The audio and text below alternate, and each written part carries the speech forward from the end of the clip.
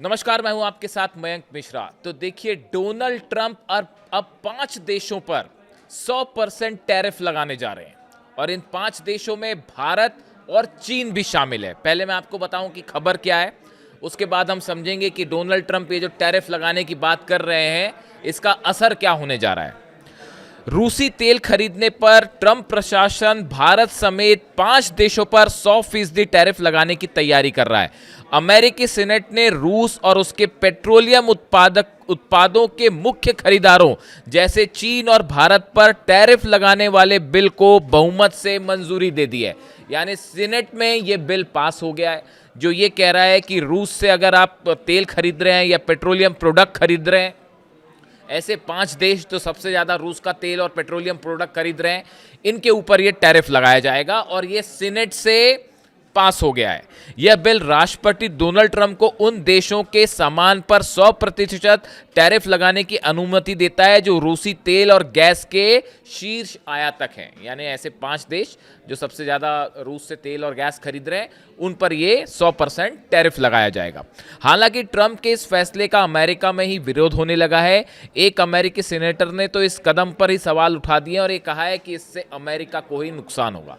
Donald Trump का खुद का विरोध हो रहा है अमेरिका में, लेकिन देखिए भारी बहुमत से ये चूंकि सीनेट में पास हुआ है, इसलिए इस खबर को का इम्पोर्टेंस है। वर्तमान में अब देखिए कौन कौन खरीदता है। वर्तमान में चीन, भारत, अजरबैजान, हंगरी और स्लोवाकिया रूस से तेल और गैस के टॉप 5 खरीदार हैं। यानी अगर हम उन 5 देशों की बात करें जिन पर ये 100% टैरिफ लगने जा रहा है, तो इसमें चीन है, भारत है, अजरबैजान है, हंगरी है, स्लोवाकिया है। ये वो 5 देश हैं जो सबसे ज़्यादा रूस से जो है तेल और गैस खरीद रहे हैं। रूस पर प्रतिबंधों के अलावा यह bill Iran sanctions act of 1996 की टाइम लिमिट को 2021 तक बढ़ा देगा। यानी इसमें ईरान को लेकर भी प्रावधान है कि ईरान सैंक्शंस एक्ट ऑफ 1996 की जो टाइम लिमिट है, इसको 2031 तक बढ़ाया जाएगा। यह कानून ईरान के ऊर्जा क्षेत्र में निवेश करने वाली कंपनियों पर फाइन लगाएगा। यानी अगर आप निवेश कर रहे हैं ईरान पे, तो आपके ऊपर जो है वो फाइन लगाया जाएगा। ये इस तरह का प्रावधान जो है वो इस विधेयक में है। अब यह बिल मंजूरी के लिए हाउस ऑफ रिप्रेजेंटेटिव यानी प्रतिनिधि सभा में जाएगा, जहां 31 अगस्त को इस पर चर्चा होने की उम्मीद है। सीनेट में पास हो गया, अब यह हाउस ऑफ रिप्रेजेंटेटिव में जाएगा, जहां 31 तारीख को इस पर चर्चा होगी। अगर ये बिल हाउस ऑफ रिप्रेजेंटेटिव से भी पास हो जाता है और उसके बाद डोनाल्ड ट्रंप इस पर साइन कर देते हैं, तो ये कानून बन जाएगा और उसके बाद 100% टैरिफ लग जाएगा भारत पर भी और चीन पे भी।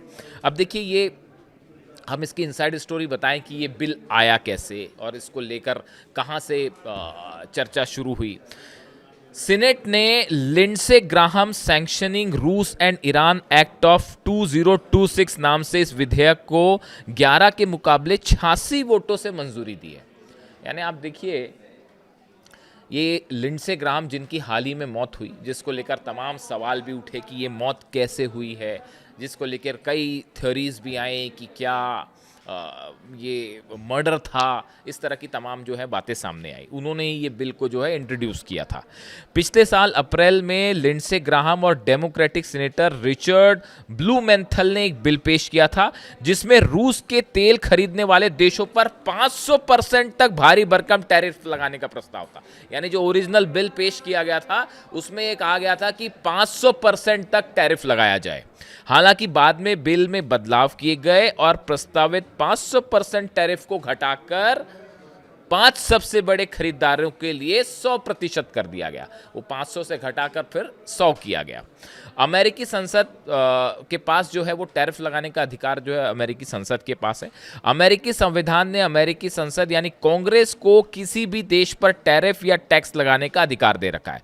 विधेयक में रूस के नेताओं को और अधिकारियों पर भी प्रतिबंध लगाने का प्रावधान है। इसके तहत रूस के राष्ट्रपति व्लादिमीर पुतिन, रूस के बड़े कारोबारियों और वित्तीय संस्थानों को भी निशाना बनाया गया। यानी इसमें रूस के कई नेताओं, अधिकारियों पर भी सैंक्शंस और बैन लगाए गए।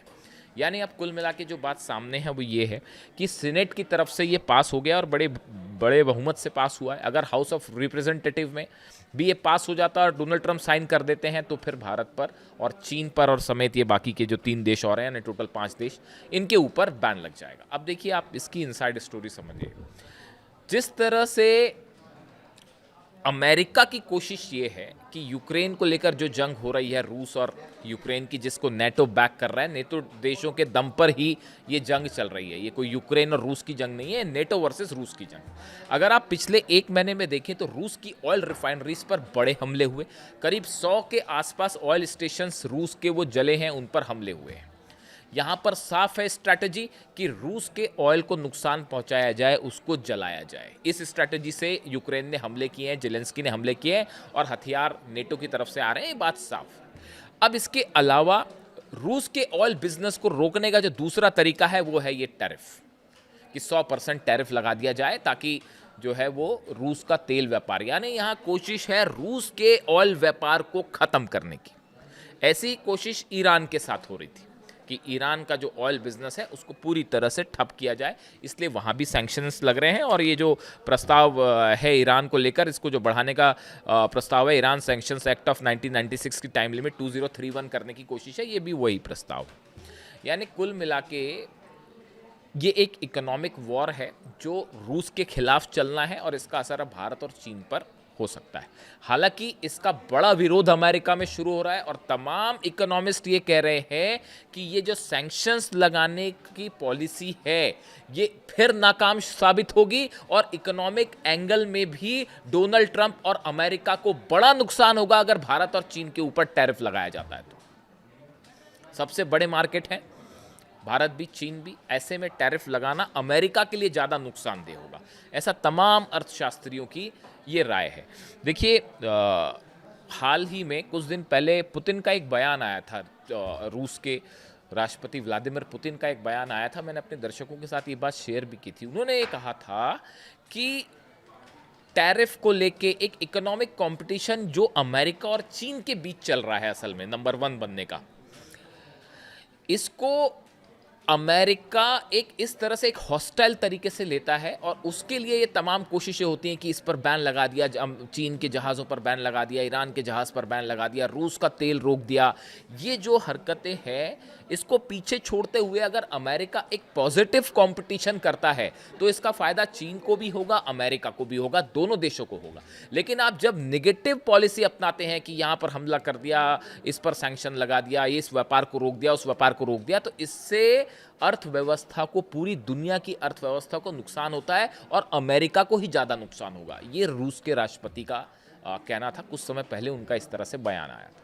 तो देखिए अब ये नया प्रस्ताव जो है जो सेनेट में पास है, अब ये हाउस ऑफ रिप्रेजेंटेटिव में पास होता है और क्या वो कानून बनता है और क्या 100% टैरिफ लगाया जाएगा, ये अभी इसका इंतज़ार करना होगा जब ये डिस्कस होगा हाउस ऑफ रिप्रेजेंटेटिव में। जैसा कि बताया जा रहा है कि अगस्त के आखिरी में जो है इस पर चर्चा होगी हाउस ऑफ रिप्रेजेंटेटिव में, और अगर ये पास हो जाता है तो ये एक बड़े टैरिफ वॉर की शुरुआत माना जा रहा है और इसका बड़ा असर न सिर्फ भारत, चाइना और ये 5 देश बल्कि पूरी दुनिया की अर्थव्यवस्था पर पड़ना तय माना जा रहा है। इससे जुड़ा जो भी अपडेट होगा वो आप तक पहुंचाऊंगा। आपकी क्या राय है ज़रूर कमेंट करके बताएं। Thank you so much.